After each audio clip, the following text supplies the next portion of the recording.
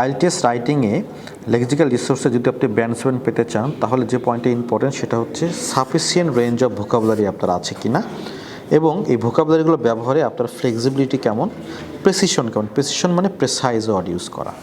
So for this topic some feel that animals used benefits এবং human being. আমাদের বেনিফিটসের synonym দেখি তাহলে দেখবেন যে অনেক সুন্দর সুন্দর C1 লেভেলের ভোকাবুলারি রয়েছে। ব্লেজিং ধরেন, তো আমি এটা বেনিফিট কেটে দিয়ে লিখলাম ব্লেজিং অফ হিউম্যান বিং। ইউজডের জায়গায় লিখে ফেললাম আমি এখানে ইউজডের অনেক সুন্দর সুন্দর সিনোনিম আছে। ইউটিলাইজ ধরে ফেললাম। প্লাই ওয়ার্ডটা তো কেউ জানেই না, তাহলে প্লাই লিখলাম। তারপরে হচ্ছে যদি অ্যানিমালসের সিনোনিম যদি আমরা ইউজ করি এখান থেকে তাহলে আমরা ইউজ করতে পারি ধরুন ব্রুট।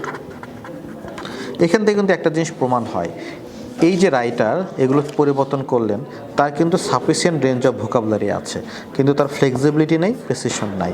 তাই এটা কখনোই ব্যান্ড 7-এ পৌঁছাবে না। ব্যান্ড 7 পেতে গেলে আপনাকে ফ্লেক্সিবিলিটি শো করতে হবে, লাইক দিস।